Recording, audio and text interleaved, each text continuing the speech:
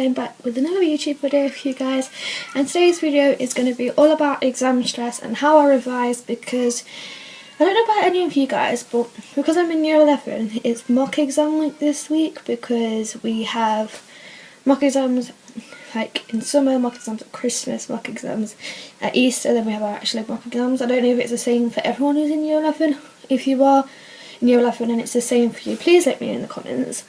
But yeah, I thought I'd do a video about exam stress and how I revise and what kind of things I do to relieve exam stress, because I know this happens with everyone. Even if you don't have anxiety, everyone gets stressed about exams, so I thought it would be a good idea to do. So yeah, good stuff. So I'm going to start with how I revise. I'm so grateful in that my school gives me loads of stuff to revise. We can buy revision books, we get different packs from different people, so I'm going to go through what I have for what subject. So for science, we was allowed to buy a science revision book from school which costs £5, and it's the Edexcel grade 9 to 1 science combined science revision guide, and it looks like this. This is really good and I'd really recommend it if you can get hold of it. I think it was about, I don't really know how much it was because the school brought them, but I think they're about £20 each, but I'm not totally sure because I don't think it says. But if they do any kinds of books like these at school and you're allowed to buy them or borrow them, I'd really recommend you going and either buying them or borrowing them because they're really good. They also have, in the contents page, they have what paper and what things to look on. So for biology, papers 1 and 2, so it has all the things of paper 1, paper 2, chemistry paper 1, paper 2, paper 3, physics paper 5 and 6. You know about that, so you know which one to revise for and which topic. And this is from the Edexcel range, so whatever exam you're doing, because for science we're doing Edexcel, so this is guaranteed to be in our paper because it's all like Edexcel, if you know what I mean.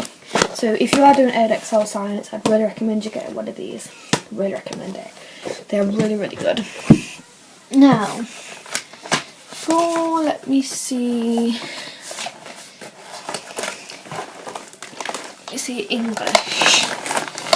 English, I have got loads of things. I'm going to go through it all. I think this is English? Yes, it's English.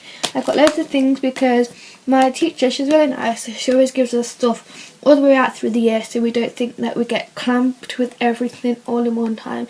So she gives it in like revision sessions and things like that. So this is my revision guide pack. I really recommend putting everything in a plastic wallet for different subjects as well, a different compartment, because then you know, okay, because I know I've got it in this plastic wallet, so if you want to revise for English, I just get this plastic wallet out instead of going over everything. So I brought this book myself because I know I really didn't understand Dr. Jekyll and Mr. Hyde, and it's one of the books that we are studying because we are doing Strange Case of Dr. Jekyll and Mr. Hyde, we're doing Romeo and Juliet, and we're doing Inspector Calls. And I knew Inspector Calls really well because that was really easy. I kind of got Romeo and Juliet, but the one I was really struggling on was Dr. Jekyll and Mr. Hyde. So I went out and brought the book myself and read through it, so I would understand. And every time I come to revise, I don't really read through it, but I like to highlight things in there. So yeah, you look at key bits. We also, I don't know why this is in here, this is maths. Great start. We've got, let me just get the thing out. We got English language paper revision pack, paper 1 question 2, and it looks like this. Then in here we basically had all the language features and the effects. I remember I did this in a revision session because I went to a revision session and it was really good. And then my teacher has top tips in the bottom, so if your teacher does stuff like this, I really recommend you getting them, even if you don't think you're going to use them all the time. Just having them there just so you can revise any time, or even if they don't do them, then just ask for one. I'm back. I'm sorry, my brothers came into the room and asked me if we could have a cake. Great times. I hate when people do that when I'm filming. So we also got one for Romeo and Juliet, And this basically goes through all like the timeline for Romeo and Juliet and all the Shakespeare audience views and things like that. And I don't know if I said it in the last clip, but I just did. But even if your teachers don't do this, I'd really say go and ask them if they can just print out, or they can show you what websites where you can go to revise and stuff like that, because they're really helpful, and I'm sure they'll give you something to revise for. I mean, yeah, should give you something. We also got one for paper 1 question 5 in the English language. So this is all about question 5, where you have to you have to write either one, and this one gives you the mark scheme as well, which I think is really good. We have one for Inspector Claus. I'm going to admit I haven't used this one as much, and that is just truly because I know Inspector Claus inside out. I know what happens. I think it's really easy to pick up because it's really the story at the end. You can not make up the ending, but you can kind of think, okay, this might be the ending, this might be the ending, and it's really easy to get your head around. Inspector Claus, I think, is the easiest book out of all 3 of them. And then the one what I dread the most, because I hate, is Dr. Jekyll and Mr. Hyde, and they actually have 2 revision things for Dr. Jekyll and Mr. Hyde, because I just hate them so much, because I cannot get my head around Dr. Jekyll and Mr. Hyde. All the wording in there is just terrible. Please say I'm not the only one. If anyone else struggled or is struggling with Dr. Jekyll and Mr. Hyde, please let me know, because it was really driving me at the was when I try and revise for it. Next I have maths, but I've took my maths books either in my school bag or at school. So I don't know, but yeah, for maths and for every other subject, we just had our books. I'm not really going to show you our books because that's a bit too but I'm going to show you what I did. I think I wrote it down, I'm not too sure. Oh yeah, here it is. So I did a revision thing. In this case, this, and it says when I'm going to revise what. So on Monday I revised English, Tuesday maths, Wednesday geography, Thursday science, Friday business. And yes, I don't always stick to this because sometimes I don't get to revise for each, but what I do is if I need to revise on that certain day and I don't know what subject to revise for, I will just look at this and think, okay, so say if it was Tuesday and I needed to revise, but I didn't really have a subject what I needed to revise, I just needed to revise on something, I'd go and revise for maths, so it's really there just handy. I'm not saying you have to revise every single day because I don't think anyone revises every single day. I never revise every single day, that's just too much effort. Let's say walk from her. Anyway, do you like my drawing? And I'll cover that bit because it's a bit personal, but is that my drawing of some heart hands? I don't really like it. I don't think it's that good, to be honest. But then, I don't know. Let me know in the comments if you think it's that good. And that's basically it. What I have for revision. Oh, I do have one maths thing that I can show you. My friend kindly lended this to me when we last had our mock exams. I should have actually given it back, but I haven't given it back yet, so if you're watching this, I'm so sorry. But this is the GCSE maths book, and it's the AQA, which I think I'm doing AQA in maths, but I'm not highly sure. And this is really good as well because it has obviously different things, and then it has questions at the bottom where you can do it. I bet you've all seen these kinds of books before. I really recommend you getting one of these. I'm borrowing it from school because every school must have one of these, or buying them, or borrow it from a friend, like I did. I borrowed mine from a friend. So yeah, that is all my revision stuff, what I do. I'm now going to talk about revision stress and how to prepare for your exams, if you know what I mean. Besides revising, because if you don't revise, then there's more chance you're going to be stressed. But yeah, obviously everyone gets stressed on their exam days. I remember because my first mock exam for this bit was last Wednesday. On Tuesday I was like, yeah, I'll be fine, I know I revised. I was like, yeah, it's fine, it's all good. But then on Wednesday morning I was fine when I left the house, and then I got to school and that's when it dawned on me, and I was like, oh my god, it's my exam, I'm going to fail.